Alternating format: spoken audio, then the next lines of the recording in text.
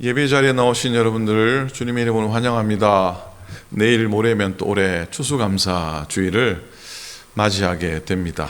하나님께 주신 모든 것들로 인해 또 감사하고 또 이렇게 함께 예배할 수 있음이 또 감사를 드리고 말씀 가운데 또 은혜의 누림도 감사하기 원합니다. 자, 오늘 11월 18일입니다. 금요일 추수감사 매일 예배 14번째 날입니다. 다 같이 묵도하시면서 하나님 앞에 우리 마음을 다 드려서 예배하도록 하겠습니다.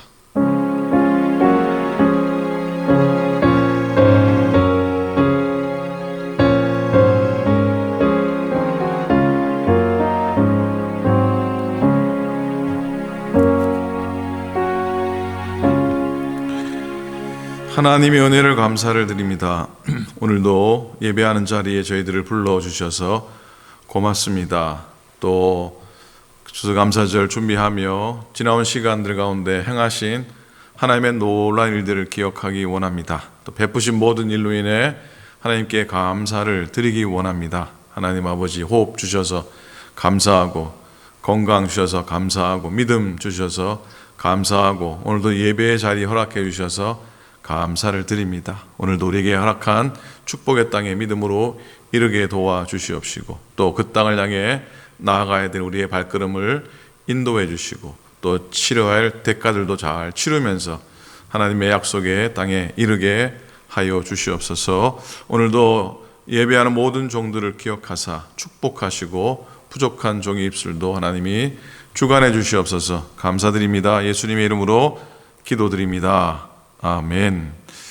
감사절 찬송 한장합니다. 590장입니다. 새 찬송가 590장, 통일 찬송가 309장입니다. 309장. 논밭에 오곡백과 거두게 하신 주 목소리 다 다듬어 할렐루야 찬양. 논밭에 오곡백과 거두게 하신 주 목소리 가다듬어 할렐루야 하냐. 절 따라 거둔 열매 주님의 은혜라. 참 고마우신 주를 다 찬양하여라. 사막에 샘이 솟아 꽃 피게 하시니 시냇물 노래하고 산들은 춤추네. 메마른 모든 땅에 단비를 주시고 오곡이 풍성하게 주복을 주셨네. 은혜로 거둔 곡식 주 앞에 바치고 구원을 받은 이모 주님께 바치네. 겸손히 무릎 꿇어 마음을 드리고 생명을 주신 주께 다 경배드리세.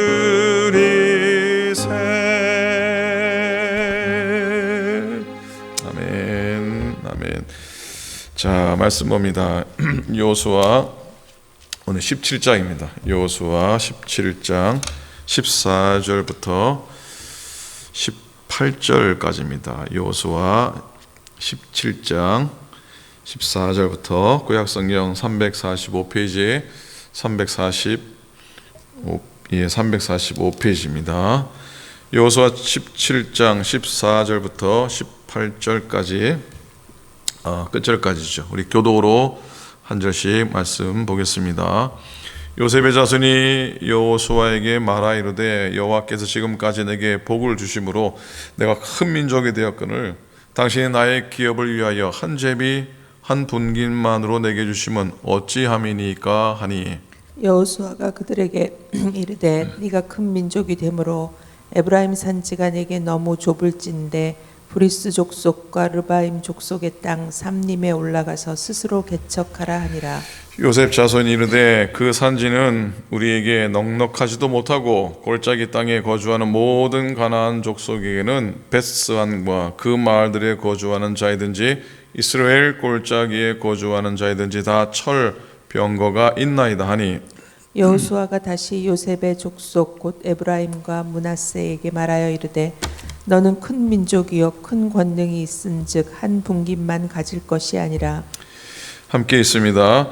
그 산지도 네 것이 되리니 비록 삼림이라도 네가 개척하라. 그 끝까지 네 것이 되리라. 가나안 족속이 비록 철병거를 가졌고 강할지라도 네가 능히 그를 쫓아내리라 하였더라. 아멘. 아멘.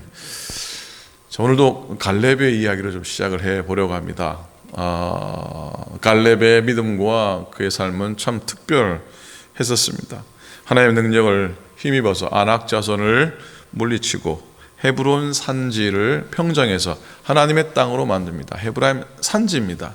그러니까 그 땅은 원래 누구도 가지려고 나서지 않았던 그런 땅이었습니다. 그럼에도 제비 뽑기가 시작되기 전에 갈렙이 그 땅을 내게 달라고 요청을 합니다. 80세의 노인 갈렙이 아무리 건강하다 해도 40세 젊은이만큼 되겠습니까? 그러나 갈렙은 40세 가졌던 믿음과 소망만큼은 그대로 간직하고 있었습니다. 갈렙은 여호수아처럼 40세에 가나안을 정탐한 이후에 45년 동안 한 번도 자신이 정탐했던 그 땅을 아마 잊지 못했을 겁니다. 여호수아처럼 말이죠. 자신이 눈으로 보았던 땅을 반드시 정복하고 말겠다는 것이 바로 이 갈렙의 소원, 믿음이었을 겁니다. 여러 교들 중에서 젊었을 때 지닌 꿈을 이루지 못한 분이 계실지도 모르겠습니다. 그리고 하나님을 향한 거룩한 꿈이 있었는데 또 이루지 못한 분도 계실 것 같습니다. 근데 지금이라 늦지 않았습니다. 믿음 가지고 용기 가지고 열심을 다해서 그 꿈을 이루어 갈 수 있기를 축복합니다. 노년에 이르렀다고 해서 포기하지 않기를 바랍니다. 선샤인이라고 하는 잡지가 있는데 그 잡지에 실렸던 리포트입니다. 세계 역사상 최대 업적의 35%는 60세에서 70세의 인물들이 이루어냈고요. 그리고 역사상 최대 가업의 23%는 70세에서 80세에 이르는 인물들이, 그리고 6%는 80세 넘으신 어르신들에 의해서 성취되었다라고 리포트를 했습니다. 그러니까 역사적인 업적의 약 65% 정도는 60세 이상의 인물들에 의해서 성취되었다고 하는 이야기죠. 그러니 포기하지 않고 내게 주어진 거룩한 사명을 잘 감당해내고 또 노년이 되어서도 그 꿈을 이루어 가기를 또 소망하면서 믿음으로 나아갈 수 있기를 축복합니다. 제가 언젠가 설교 중에 말씀드렸듯이 연합감리교회 감독님으로서 인도 선교의 아버지같이 훌륭히 감당했던 스탠리 존스 목사님이 인생의 마지막을 살면서 몸소 체험하며 노년기를 살아가는 사람들에게 다음과 같은 7가지, 늙어도 7가지를 계속 지키면 성장해 갈 수 있다라고 말씀을 하셨습니다. 첫째로, 은퇴한 뒤에라도 언제든지 하고 싶은 일을 해보라. 둘째, 날마다 무엇인가 새 것을 배우려고 힘쓰라. 셋째, 누군가에게 친절을 베풀라. 넷째, 적극적으로 살아가라. 다섯 번째, 날마다 주변에 무언가 감사할 조건을 찾으라. 여섯 번째, 육체적 활동에 쇠하게 너무 신경 쓰지 말고 영적인 활동을 더 많이 하라. 일곱 번째, 재물을 하늘에 쌓아두라는 말씀을 따라 남은 물질을 주님 위해 사용하라 그랬어요. 자, 여러분, 오늘도 갈렙의 이야기로 말씀을 시작하는 이유가 있습니다. 기업을 분배하는 과정 속에서 갈렙의 모습과 너무 다른 대조적인 이야기가 오늘 본문 속에 있기 때문입니다. 제비 뽑기 전에 그 척박한 땅을 내가 개척하겠다고 그렇게 용기 냈던 갈렙과는 정반대로 요셉 지파 사람들은 자기에게 분배된 땅에 대해서 불평을 늘어놓았던 것이죠. 여러분, 요셉은 정말로 귀한 믿음의 사람입니다. 복받은 사람입니다. 요셉 자신도 복을 받았을 뿐만 아니라 그들의 후손도 번성하는, 수가 많아지는 복을 받게 됩니다. 나중에 요셉 지파가 두 지파로 나누어지게 되죠. 요셉의 두 아들의 이름을 땁니다. 므낫세 지파와 에브라임 지파입니다. 두 지파로 이렇게 나누어 수 있었던 이유는 그들의 숫자가 다른 지파에 비해서 많았기 때문입니다. 이게 하나님의 축복이 아니고 뭐겠습니까? 그런데 오늘 본문을 보니까 그 축복이 축복으로 고백되지 않고요, 불평의 근거가 되고 있습니다. 전혀 강해 보이지 않습니다. 전혀 강한 자처럼 보이지가 않는다는 말입니다. 오히려 그 반대입니다. 그들이 불만이 가득해서 불평을 하고 있습니다. 불평을 하고 있습니다. 한마디로 자기들이 받은 땅이 너무 좁다, 너무 좁다는 겁니다. 14절에 보니까 자기들이 하나님의 복을 참 많이 받은 민족이 되었는데 여기까지는 좋아요. 근데 자신들 몫으로 한 분깃이 웬 말이냐고 그럽니다. 두 분깃은, 우리가 두 지파로 늘었으니 두 분깃, 두 몫을 받아야 한다고 하는 겁니다. 여러분, 불평은 강한 자가 하는 것이 아니라고 생각합니다. 불평은요, 강함도 약함으로 만들어 버립니다. 그리고 아름다움도 추함으로 만들어 버립니다. 복받은 사람이 불평하면 되겠습니까? 복받은 사람이 불평하면 안 되지요. 땅이 좁은 이유가 그들이 수가 많아서라면 이게 불평한이 아니라 오히려 감사할 일이죠. 수가 많은 것은 하나님의 복이었고 그들은 온전히 끝까지 감사해야 옳았습니다. 그런데 불평을 토로합니다. 자, 여호수아 그들에게 답합니다. 그 대답에서 우리는 여호수아의 다름을, 여호수아의 긍정을 볼 수 있습니다. 15절입니다. 여호수아가 그들에게 이르되 네가 큰 민족이 되므로 에브라임 산지가 내게 너무 좁을진데 브리스 족속과 르바임 족속의 땅 삼림에 올라가서 스스로 개척하라. 자, 여호수아의 생각은 요셉의 후손들과 차원이 달랐습니다. 여호수아도 그들의 땅이 좁다는 것을 인정했습니다. 그러나 그는 의식을 전환하라고 요청합니다. 한마디로 좁으면 개척하라는 것이죠. 좁다고 생각하면 한번 개척해보라. 개척하면 된다. 이게 강한 자의 모습이라고 생각합니다. 우리도 여러분 여호수아가 가졌던 그런 다름, 또 그런 긍정의 마음을 가져보았으면 좋겠습니다.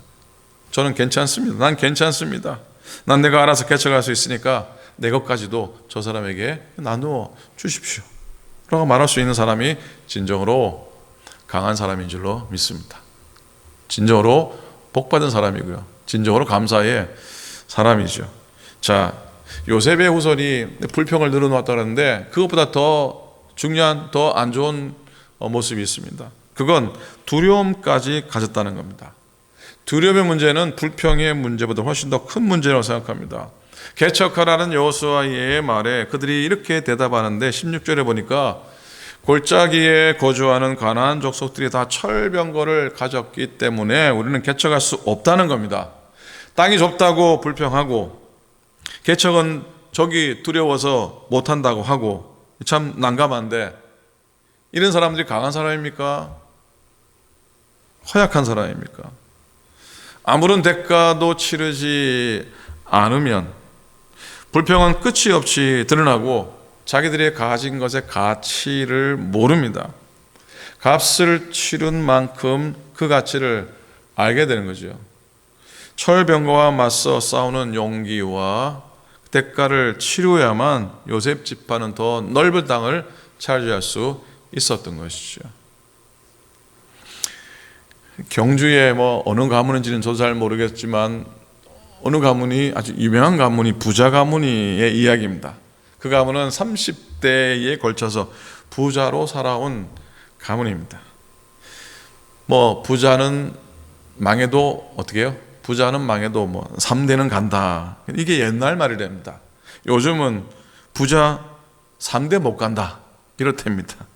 그런데 이 가문은 600년이나 되는 긴 동안 부자로 살아온 집안이랍니다. 기자들이 물었습니다. 가문의 부를 이어온 원리가 무엇입니까? 물었더니 세 가지의 핵심 요소를 말하더랍니다. 첫째, 이 집안은 흉년이 들면 소장 농익에서 곡식을 거둬들이지 않았다고 합니다. 흉년이 들었을 때 그 더 힘들어할 소작들을 위해서 그렇게 했다고 하는 겁니다. 둘째, 이 집안이 사는 곳에서 사방 십리까지는 굶어 죽는 사람이 없게 했다고 합니다. 소위 부를 가진 자들이 져야 될 책임을 그들은 다 했던 겁니다.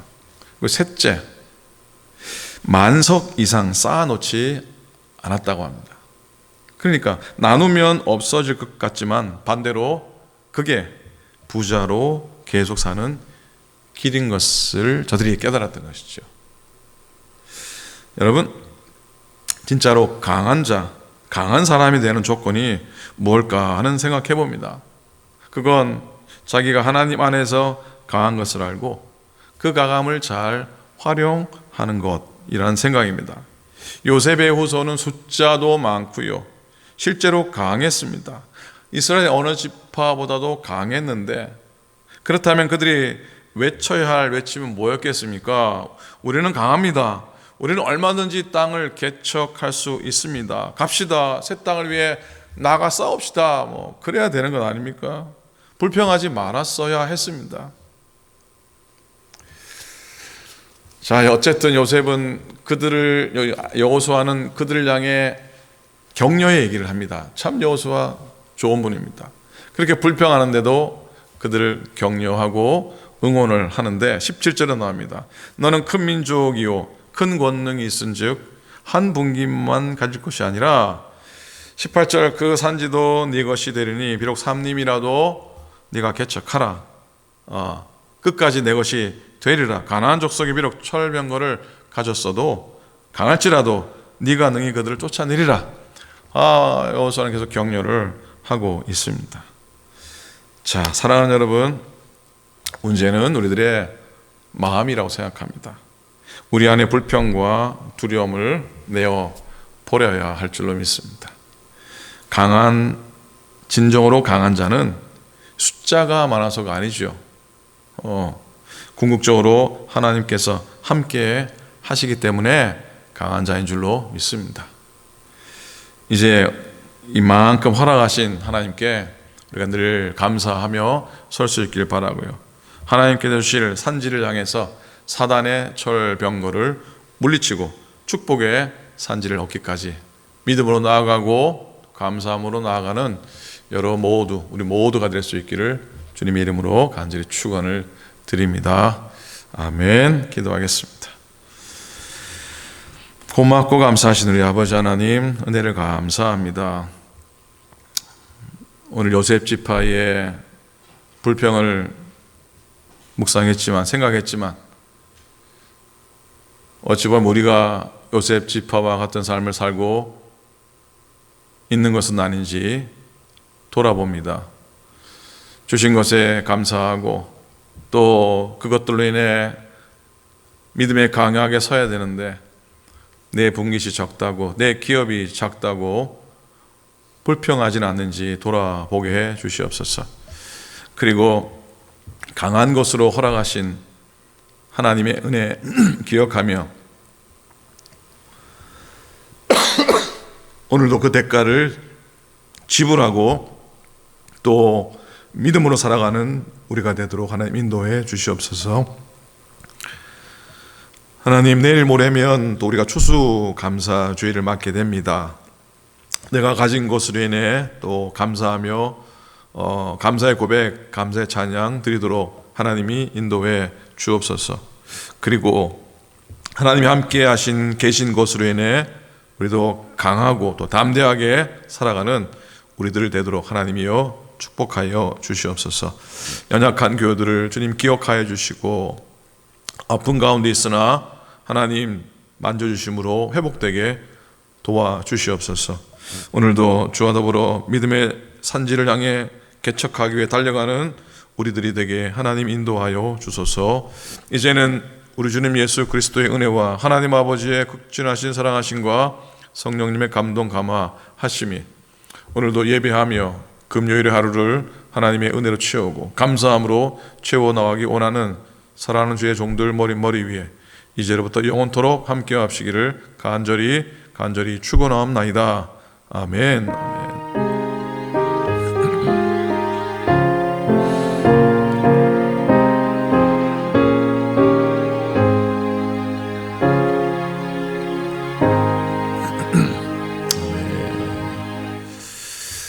아멘.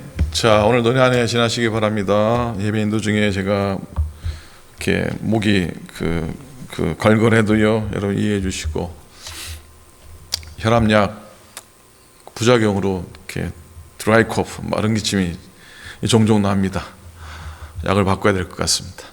자, 오늘도 은혜 안에 평안히 지나시고 내일 토요일 또 추수감사절 맡게 됩니다. 여러분 삶 속에 감사의 제목들 고백하시고 또 건강하게 지나시고 평안하게 또 지나시기를 축복합니다. 내일 말씀 가운데 예배 가운데 또 뵙겠습니다. 감사합니다.